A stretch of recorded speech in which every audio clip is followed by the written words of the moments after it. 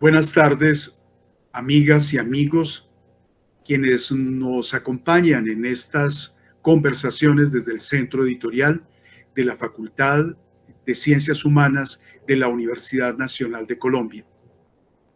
Hoy la poesía, los poemas, existir en la poesía, son los temas de esta tarde.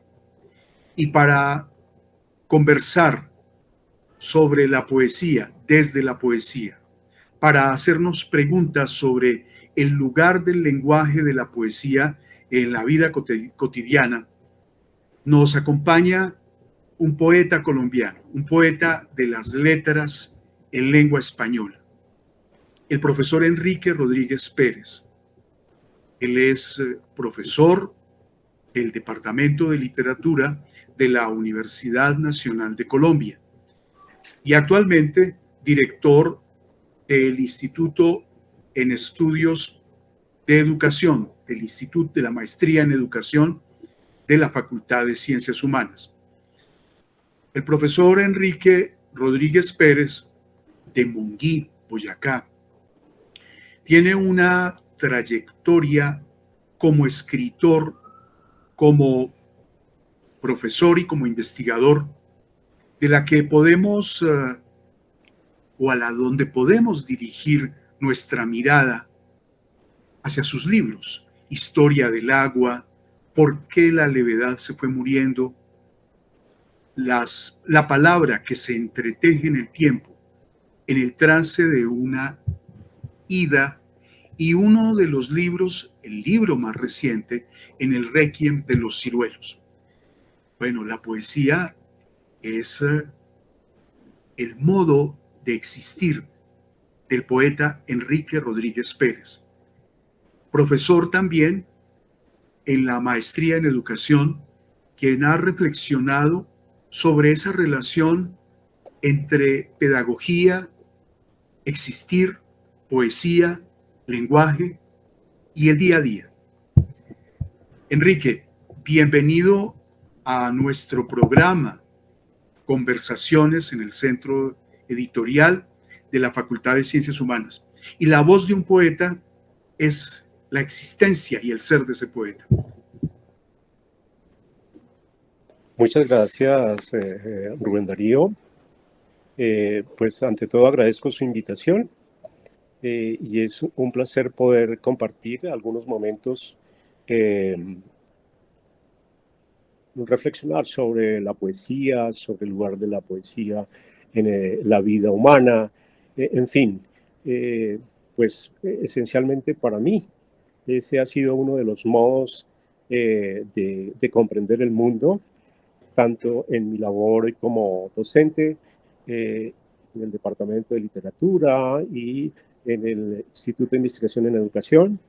Es como esa forma más propia eh, para mí de ubicarse uno en este tiempo, en esta cultura y sobre todo pues es la manera de ser, ¿no? La manera de ser. Es el lugar del llamado, como dice Borges, destinal, ¿no? El encuentro destinal con el mundo, la poesía. Entonces, siempre pienso que todo lo que uno hace a diario, todo lo que uno experimenta vitalmente, tiene de alguna manera que volverse palabra, imagen. Entonces, por eso es ese punto de partida que he encontrado para eh, pues, eh, dirigir todas mis experiencias allí. Enrique, volvía yo en la presentación que hacía de tu trayectoria muy breve, donde los hitos en esa trayectoria son la poesía. Y la poesía es también la voz del poeta, su escritura, por supuesto. Para nuestras amigas, nuestros amigos, conocerte desde la lectura de uno de tus poemas, yo creo que ya es el comienzo para disfrutar y descifrar, más bien hacer propio el sentido o los sentidos que se encuentran en las líneas de un poema tuyo como el que está en ese texto encantador que escribiste para la revista de la escuela de la Universidad Nacional del IPAR. Yo te invitaría a que leyeras ese poema. Bueno, debido a que hemos tenido siempre una cercanía con el colegio, desde el instituto y pues previamente también, y porque en este momento tengo a mi hijo ahí en proceso de formación, y porque hay una revista de literatura allí, pues fui invitado a participar. Escribí un pequeño artículo y un poema especial para esa ocasión. Se trata de el poema titulado, que aún no está en ningún libro, se llama La Triada del Tiempo, el espejo. A mi padre la barba se le hizo de un gris acristalado, mientras en una quebradita de agua se afeitaba el día domingo para la misa de piedra y bruma hace más de 50 años. Miré mi rostro y percibí hace poco un gris abrumador en mi barba. Miré a mi hijo que se bañaba los dientes con la mirada expectante de la mañana antes de ir al colegio a sus 4 años de existencia acristalada. A la vez, yo recorría el rostro de mi padre y su mirada repetía la vuelta caminando entre tanto frío de ciruelos al lado del molino que giraba como un reloj y dejaba la harina entre mantequilla y panela en los días ingenuos de sol en el cuarto de adobe. Mi hijo me miraba y repetía mis movimientos con la mano, con la dedicación de sus cuentos nocturnos, mientras le preparaba la mesa para la rutina de la salida de la casa por el asfalto y el mendigo diario. En un delgado ensueño nos vimos los tres por el parecido del rostro. Toqué su ropa de pana y sentí mi ropa como si tuviera 2 años. Percibí su textura como rieles de tren de madera, o zanjas de regadío, o surcos de tierra que mi padre hacía con sus bueyes de viento. Ya perdí la diferencia. Mi hijo soy yo que cuida de mi padre a punto de morir. Mi padre soy yo que cuida de mi hijo mientras dibuja su primera letra. Mi padre me tiene la mano para que dibuje mi primera letra. Mi hijo sigue la mano de mi padre que hace la E de su nombre. Mi padre ha vuelto en el rostro de mi hijo. y ha hecho posible la vuelta al girar la vida hacia los nacimientos. Mi hijo tiene mi rostro entre niebla de páramo. Siento la tibieza de los dos rostros. Oculto uno en el otro. Pero, ¿soy yo el duplicado? ¿O padre? ¿O hijo? Entre la somnolencia de la noche que va disminuyendo, mi madre presiona mi pecho y con la delicadeza del tiempo me señala el ciclo del espejo. Hermoso poema, y quisiera, a partir de esas imágenes de existencia, la relación existencial entre padre e hijo, las costumbres que tienen un aura poética cotidianas, las costumbres de cada día y los objetos de cada día. A partir de allí quisiera formular una pregunta, más que una pregunta, una invitación a una reflexión o a una suerte de compartir con la palabra el sentir y vivir la palabra. En su texto, que leí con mucho agrado, Enrique, el que acompaña este poema que usted acaba de leer, hay como tres momentos, no digo tres ideas, tres sentidos que me llamaron la atención. La poesía nos constituye como humanos.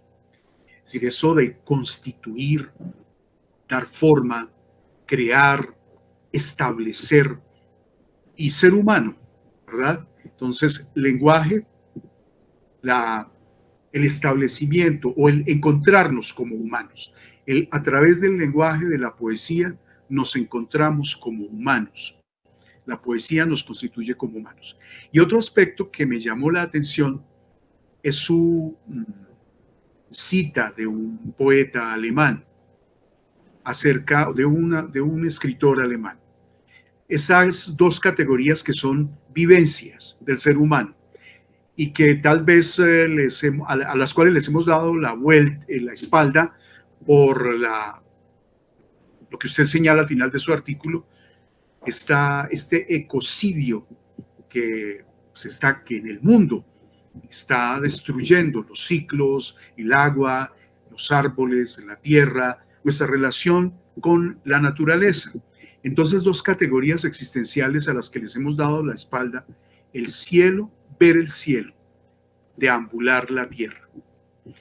Y ese morar entre el cielo y la tierra. Entonces, bellas categorías atravesadas por un desequilibrio, ¿verdad? Entonces, ¿por qué usted afirma que la poesía nos constituye como humanos y en ese actuar entre el horizonte del cielo y de la tierra surge la poesía? Bueno, toda esta reflexión surge de dos cosas. Uno, pues creo que mi infancia, pues yo viví hasta los 16 años en Monguí, en un pueblito de Boyacá, en un lugar cerca del río, donde uno pues escuchaba todos los días los pájaros, donde se la pasaba con las ovejas, las gallinas, los perros, los gatos, las vacas, ¿no? Era todo un ambiente campesino, ¿sí? Donde había una casa hecha de adobe, ¿no? De tierra, con teja de barro, con piso de tierra. Entonces, pues uno como que sentía esa fuerza de la naturaleza muy en el fondo, y pues fue creando una serie de ambientes que realmente lo fueron conformando a uno como ser humano, y que hoy en día, pues, por ejemplo, se siente un poco más. Estar lejos de ese lugar, por ejemplo, para mí fue muy significativo, ¿no? Cuando estaba en Francia haciendo el doctorado, pues fue cuando con mayor presencia vi esa ausencia, ¿sí? Entonces, eso me hace pensar que la poesía lo constituye a uno desde siempre, ¿sí? Y luego, pues encontré las reflexiones de Heidegger cuando estaba estudiando filosofía en la Universidad Nacional, y sobre todo cuando encontré un artículo de él sobre Hölderlin que se llama Poéticamente habita el hombre, que es un verso, una parte de un verso de Friedrich Hölderlin, ¿sí? Donde hace una bellísima y profunda exposición de lo que significa el habitar poéticamente, ¿sí? En términos de Hölderlin y reafirmado e interpretado por Heidegger, y que es simple y llanamente esa relación cielo y tierra, ¿sí? Ese vínculo con lo invisible que normalmente puede ocultarse en lo celeste, ¿sí? Que hoy ya no lo vemos, que hoy lo vemos simplemente como el cielo contaminado, ¿sí? Y aquello que brota de la tierra, ¿no? Aquello que brota, entonces el hecho de estar viendo las flores Tanta brotar. luz nos impide ver las estrellas. Exactamente, ¿no? Entonces, el hecho, por el otro lado, el hecho es de ver surgir las flores en mi infancia, de coger los ciruelos frescos, verdes, de estar al lado del río y escuchando ese sonido permanente del río y dormirse uno con el río, ¿no? Y después encontrar esos versos de Hölderlin y esa reflexión de Heidegger, pues me han hecho pensar y cada vez con más certeza en esa relación, en esa constitución del ser humano prioritariamente poética, ¿sí? Es decir, siempre estamos poéticamente habitando esta tierra, porque estamos en esa relación, en ese horizonte que se conjuga, ¿no? Donde cielo y tierra se juntan. Ese es como el ambiente que se genera. Entonces, cuando uno lee poesía, uno encuentra en las imágenes esa doble relación, ¿sí? Como cuando Heidegger pues piensa los zapatos de Van Gogh y ve que en las huellas, en el barro que hay en las suelas de los zapatos, hay algo de lo celeste, pero también de lo humano, ¿sí? Entonces, igual, si uno va recorriendo la poesía, uno va a encontrar en esas imágenes esa fusión, ¿no? De esos dos horizontes. Entonces, es por eso un sentido existencial, ¿no? Vivencial, personal, y por otro lado es un encuentro con los poetas que han creado una mirada de la poesía desde ese enfoque pues intuitivo, ¿no? Es decir, escuchándote, Enrique, la formación o la sedimentación en tu memoria como ser humano, la sedimentación de experiencias, la evocación del tiempo en tu biografía, está intrínsecamente relacionada con una percepción de la belleza, ¿verdad? La belleza de los elementos de la naturaleza, que es también un modelo de la poesía muy antiguo, ¿no? Los cuatro elementos, la tierra, el aire, el agua, el fuego.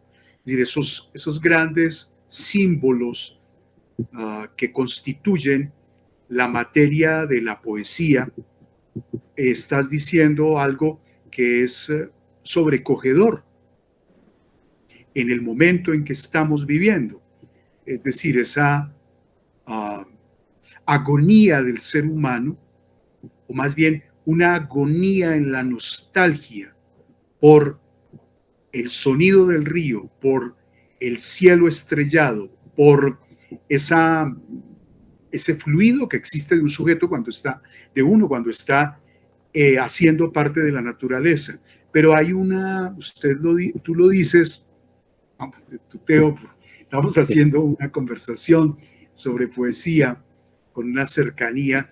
Tú escribes en tu texto cómo esa relación con el mundo entrañable de sentimiento de la existencia a través de la convivencia con la tierra, el cielo, los dos horizontes, está en desequilibrio. Hay un desequilibrio. Y esa ausencia, o esa nostalgia de la armonía inicial también hace parte de tu reflexión como poeta y como escritor. ¿Qué nos puedes decir sobre ese desequilibrio? Es decir, el mundo contemporáneo está atravesado por un fundamental desequilibrio. ¿Y esto qué tiene que ver con tu poesía, con tu quehacer como escritor, con tu quehacer como poeta? Bueno, es que lo sorprendente que resultó para mí haber encontrado esa reflexión de Heidegger sobre Hölderlin y luego haber encontrado de Hölderlin, ¿no?, el poeta alemán, y haber percibido justamente allí ese tono elegíaco, ese tono trágico de Occidente, ¿no?, en el que se muestra el olvido, ¿no?, la huida de los dioses, ¿no?, cómo los dioses han huido en la modernidad, y cómo ese desequilibrio empieza pues a hacerse cada vez mucho más aterrador, dijéramos, ¿no?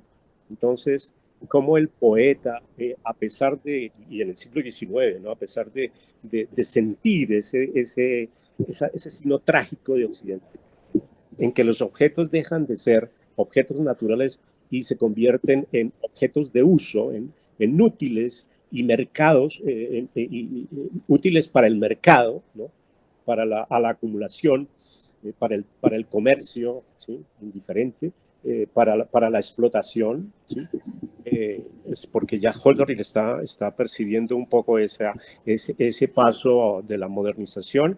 Entonces, pues encontrarlo a él fue un hecho que me marcó mucho, ¿no? Y por el hecho también de yo haber pasado de un pueblito como el de Boyacá a una ciudad tan grande como la de Bogotá. Entonces, uno siente esos dos focos, ¿no?, en contraste, ¿no? Porque uno encuentra en su casa natal la tranquilidad, la alegría. En este momento estoy en la casa natal, la tranquilidad, la alegría, la serenidad, y luego va al ruido ensordecedor, ¿no?, al asfalto petrificante, al humo irrespirable, ¿no?, de la ciudad. Entonces, eso lo nombra Hölderlin, ¿no? Eso lo nombra Hölderlin. Y luego encontrarme, por ejemplo, con César Vallejo, que igualmente percibe, ¿no?, esos contrastes, ese abandono de Dios, ese desamparo total. Entonces, por eso me he sentido muy tocado, ¿no? Pero por otro lado, como lo digo en el poema, al haber encontrado la presencia de mi hijo, ¿sí?, que me lleva otra vez a la infancia, que me trae a esa experiencia, me da una esperanza, me cambia un poco ese panorama trágico. Y en ese panorama trágico, por ejemplo, yo escribí poesía un poco triste, un poco llena de soledad, de muerte, ¿no? En esa época, por ejemplo, cuando era estudiante en la universidad, que se dio el asunto de la guerra del narcotráfico y todo, y que un estudiante de acá, de Monguí, fue asesinado en la calle 45, ¿sí? Pues produjo en mí un efecto de tristeza muy fuerte, ¿no? Y entonces, de ahí que fui percibiendo ese tono triste. Luego la muerte de mis padres acrecienta más ese estado de desamparo, ¿no? Y cada vez se hace con mayor evidencia, ¿no?, es ese desprendimiento de lo sagrado, porque de alguna u otra manera los padres encarnan como cierto modo, cierto espacio de lo sagrado, ¿no?, porque nos han dado, ¿no?, la posibilidad de vivir como los dioses nos dieron la posibilidad de estar en esta tierra. ¿Sí? Entonces, si ve que siempre son juegos muy de lo que vive uno, no son juegos teóricos, ni son juegos de crítica, ni son juegos de conocimientos, de poesía, sino de experiencias, ¿no? Entonces, cada vez que lee uno un poema, que se siente ese desgarro, por ejemplo, como Walt Whitman, como Antonio Machado, ¿sí?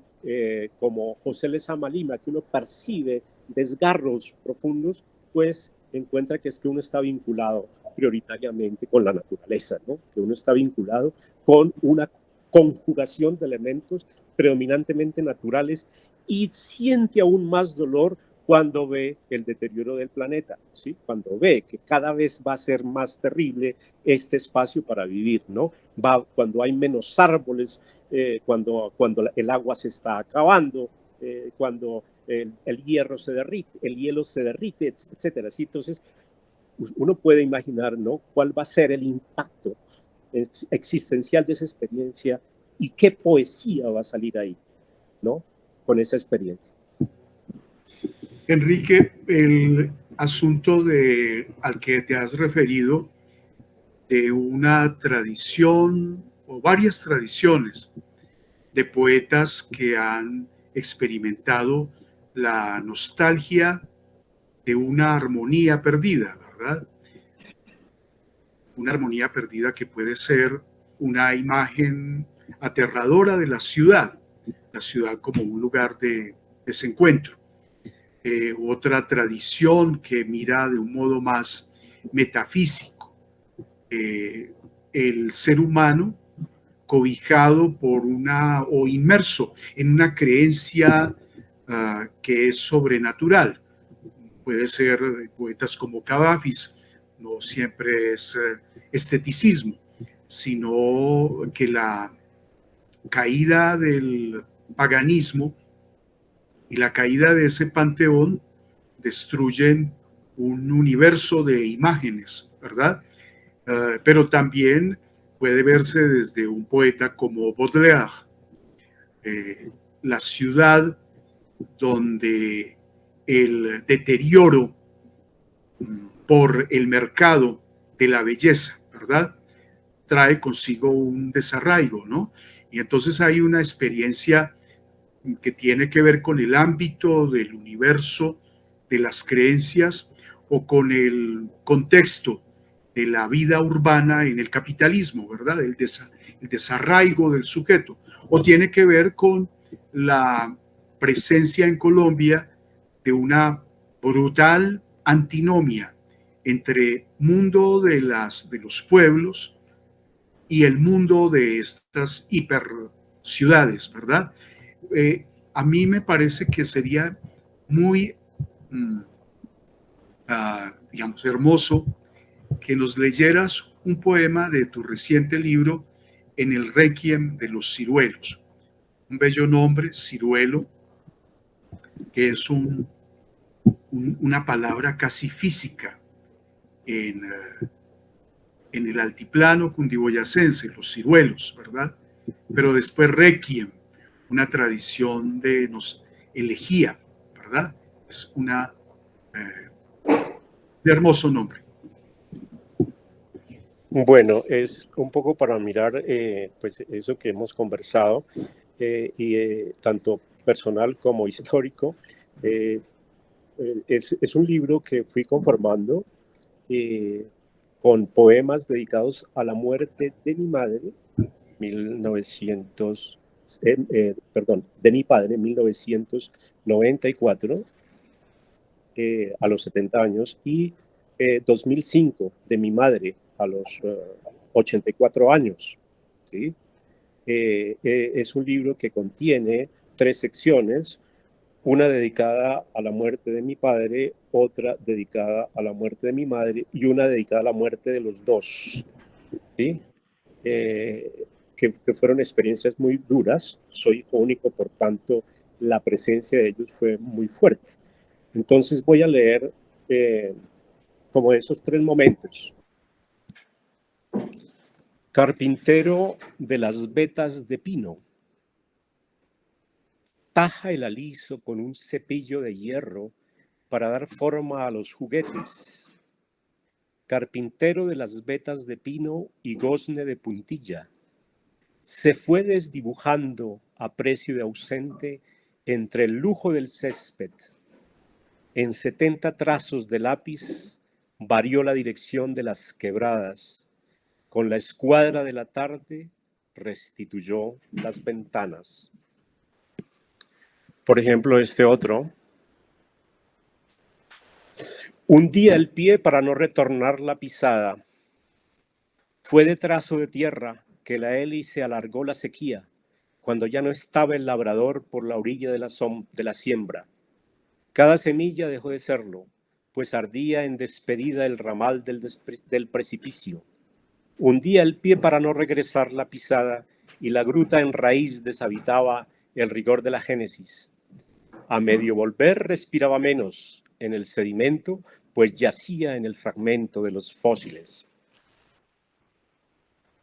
Y uno de los momentos más difíciles son esos momentos del cementerio, ¿no? Cuando uno tiene que llevarlos a la tumba, entonces esos momentos son supremamente duros, muy dolorosos.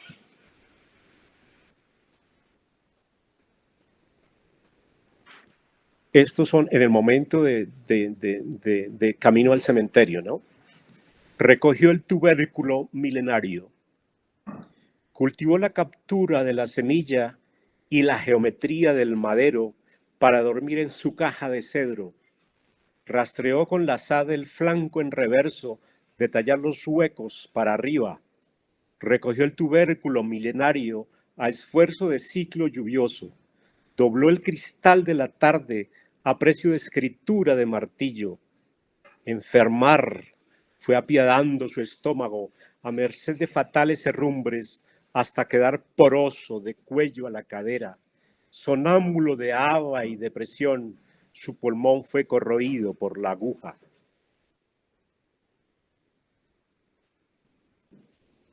Y de mi madre, justamente se llama Madre va al cementerio.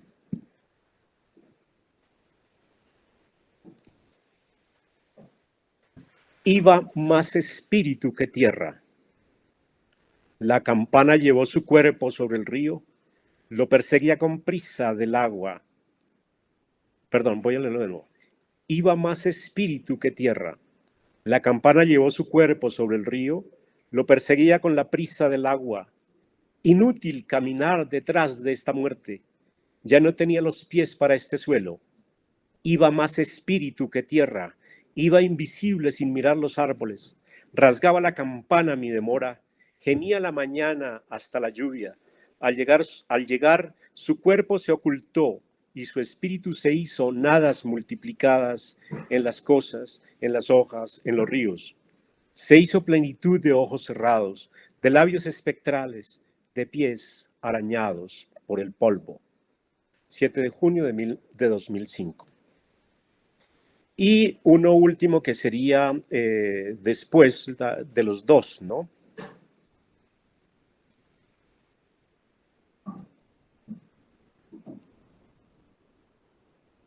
Padre y madre van al cementerio.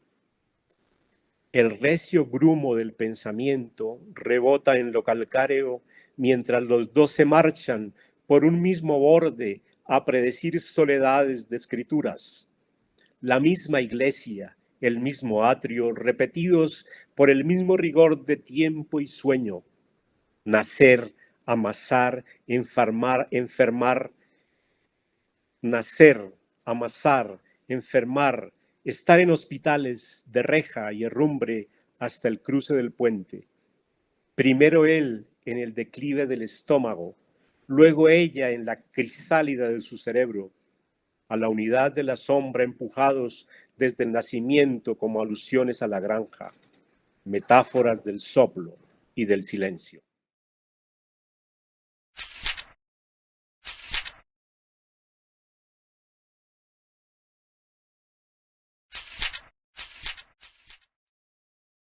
Al escucharte, Enrique, y al leer el texto me deja un sentido de belleza el que se recojan palabras de uso cotidiano y al mismo tiempo se revistan en su combinación de un tono elegíaco que me evoca la poesía en lengua castellana, que tiene esa austeridad y ascetismo con una resonancia existencial.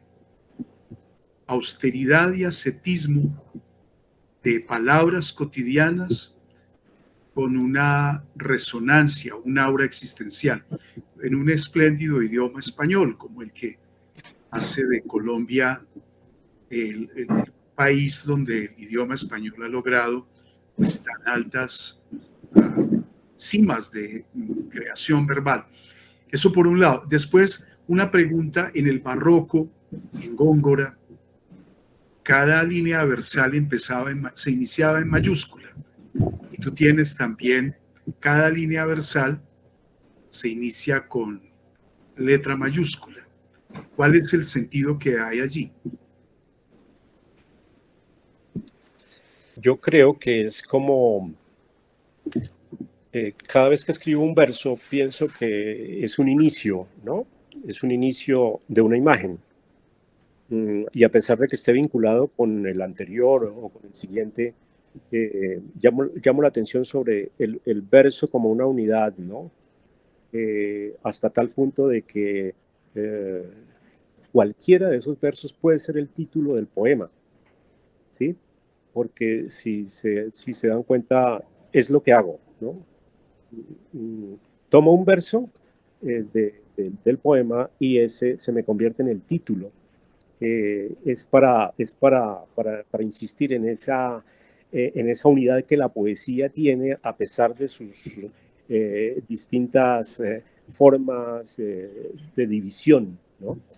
Y claro, la mayúscula nos ayuda un poco a establecer la relación de corte con lo que sigue y con lo que pasó, pero a la vez de atarlo, ¿no? O sea, casi que nuevos comienzos, cada verso un nuevo comienzo, porque siento que es un ciclo, así como en el espejo que vi con el padre y el hijo, ¿no? O sea, que cada vez que un padre da un hijo, el padre muere, el hijo queda, pero ese otro hijo vuelve y produce otro hijo y así sucesivamente, ¿no? Es como una especie de generación, como el poema, ¿no? Es cíclico, eso que dice Borges, ¿no? La poesía vuelve como la aurora del ocaso, es en ese sentido.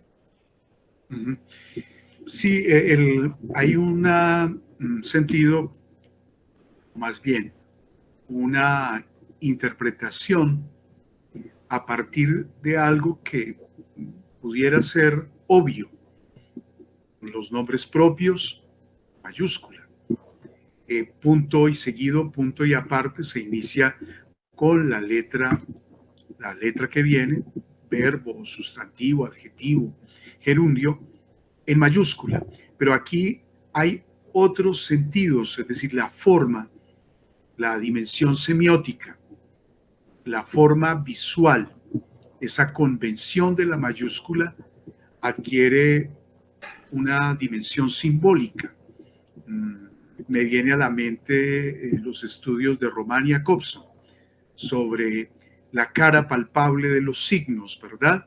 Como la forma de la palabra en la poesía y en la función poética te hace sentir la palabra como tal, como otro universo, que no es simplemente vehículo para nombrar un referente, sino es la forma sirvienta del referente. Entonces aquí me llamó mucho la atención al leer tu texto y encontrar ese sentido que tiene, por un lado, el que tú acabas de señalar, el reinicio, otro ciclo, ¿no? El tiempo, o sea, la percepción del tiempo, muy subjetiva a través de la forma del verso que se inicia con mayúsculas, pero también la vivencia de la palabra como experiencia verbal y no simplemente como comunicación, un objeto. La luna es la luna, como indicando a la luna. No, la luna está allí. No indicas a la luna, sino que la luna está allí. Una especie de percepción chamánica, ¿verdad? Chamánica de inventar el mundo desde el lenguaje. Bueno, me suscita escuchándote cuando hablas que estamos en el mundo entre las cosas a través del lenguaje. No son las cosas, son el poema. Las cosas solo existen en el poema, podría decirse. Enrique, bello texto y bueno, ya estamos en los minutos postreros que pueden dar inicio a otra letra mayúscula con la clave tuya. Y hablemos entonces de el trabajo tuyo en el instituto, en la maestría en educación, el Instituto de Investigaciones en Educación del cual tú eres director. Pedagogía y poesía. ¿Tienen alguna relación o es inútil hablar de una pedagogía desde la poesía? Eso es una idea anacrónica. Al contrario, es la idea que hoy debe orientar todo proceso de formación, sobre todo si estamos trabajando con los niños, con los jóvenes, ¿no? Por eso que hemos hablado de la crisis, ¿no?, de nuestro planeta. Y la poesía, al nombrar esa crisis, pues se convierte en el espacio para comenzar cualquier tipo de reflexión.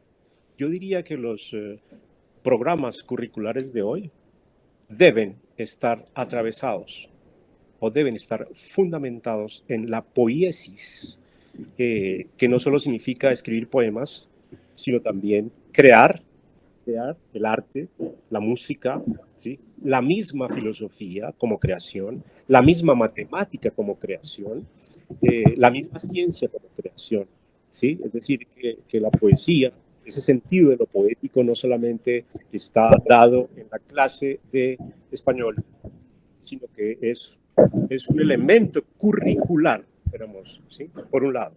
Por otro, la experiencia de la lectura en poesía y de hecho lo hemos hecho, las propuestas que hacemos desde el Instituto de Formación en Extensión o en Investigación, la lectura de poesía nos ayuda mucho a aprender a leer mejor, porque la lectura de poesía nos ayuda o siempre parte de la experiencia existencial, ¿no?, de la vivencia, de las experiencias vitales humanas. Y considero que todo aprendizaje debe comenzar por ahí, ¿sí? Así estemos aprendiendo matemáticas, lo prioritario son las experiencias humanas vitales, y de hecho la misma matemática lo ha reconocido, ¿no?, que no se trata de aprender operaciones, sino se trata de comprender en las vivencias, muy fenomenológico el asunto, en las vivencias diarias, relaciones, ¿no?, equivalencias, distancias, etcétera, ¿no? Entonces, considero que la poesía es el eje de cualquier formación y por eso he estado siempre comprometido con la educación, ¿sí? Es decir, porque no como pedagogía de la literatura, ¿no?, sino como poética de la pedagogía, diría yo, ¿sí? Es más en ese sentido. ¿Por qué? Porque no estamos aquí dando unas fórmulas para aprender a leer poesía o aprender a leer literatura, ¿sí?, o hacer unas estrategias para aprender a leer literatura, sino que vamos a la esencia misma de lo que es la literatura, que es la experiencia humana.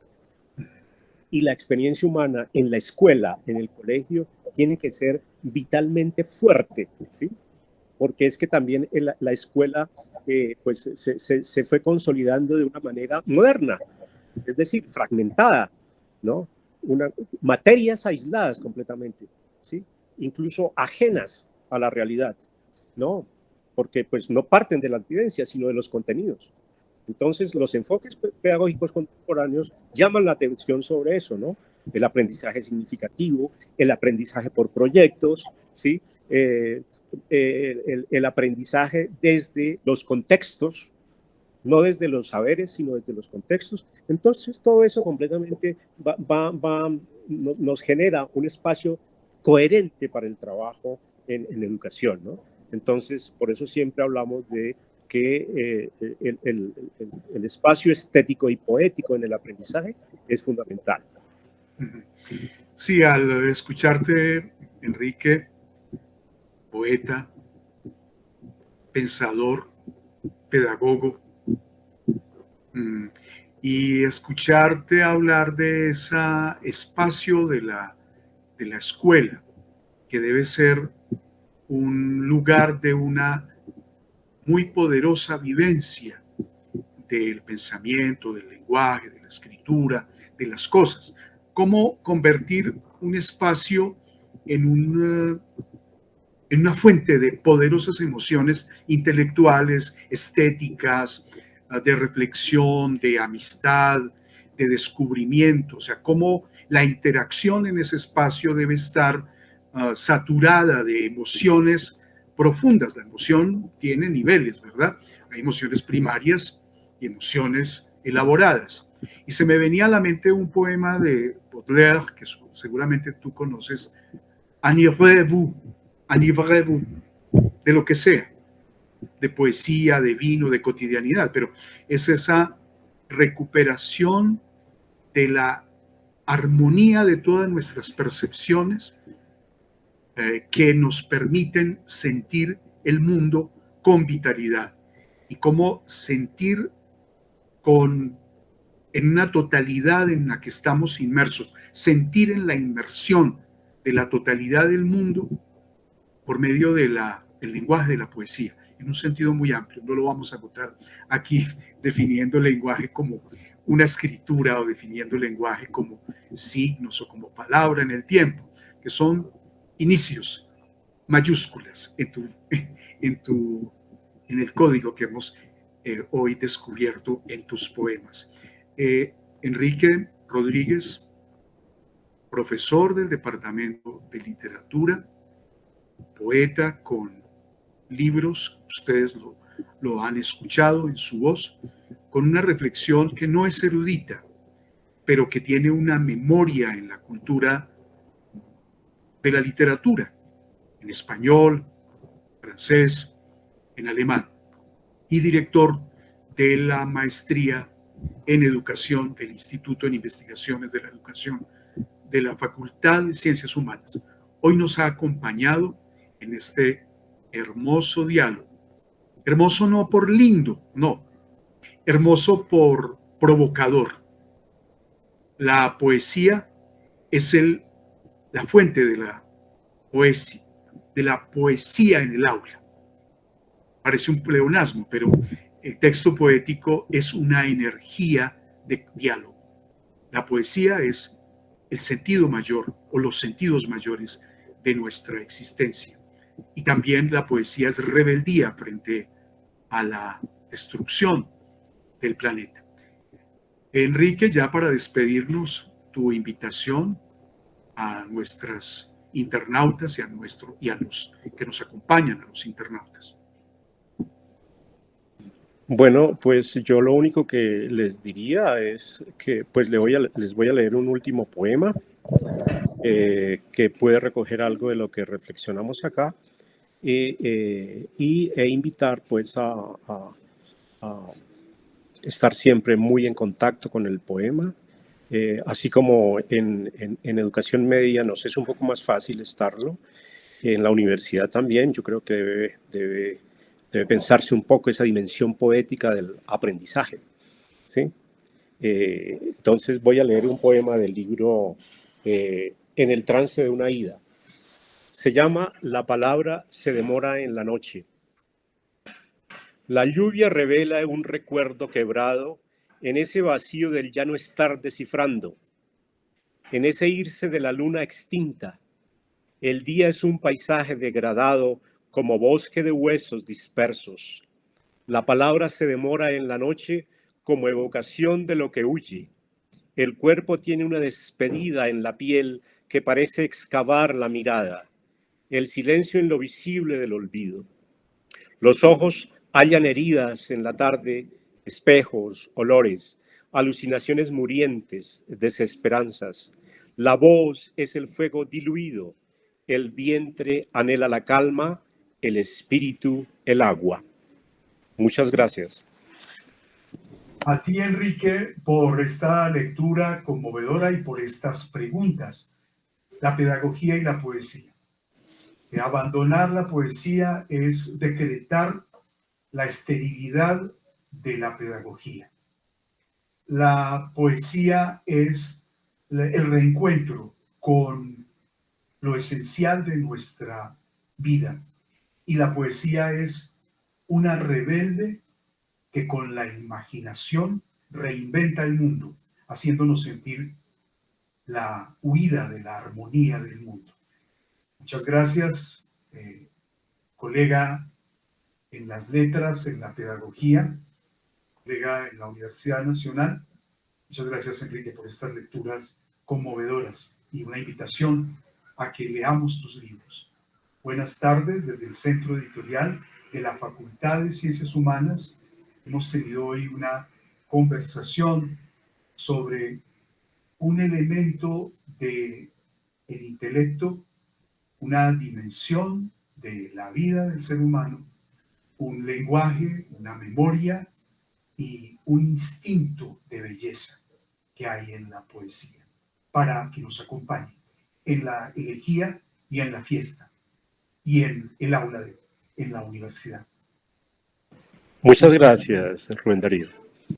Muchas gracias, Enrique, nuevamente, y a quienes nos acompañan hoy. Desde el Centro Editorial de la Facultad de Ciencias Humanas en la Universidad Nacional de Colombia, Rubén Darío Flores, profesor del Departamento de Lingüística, en una grata conversación con mi colega, el profesor Enrique Rodríguez, del Departamento de Literatura. Hasta pronto. Hasta pronto y gracias a todos.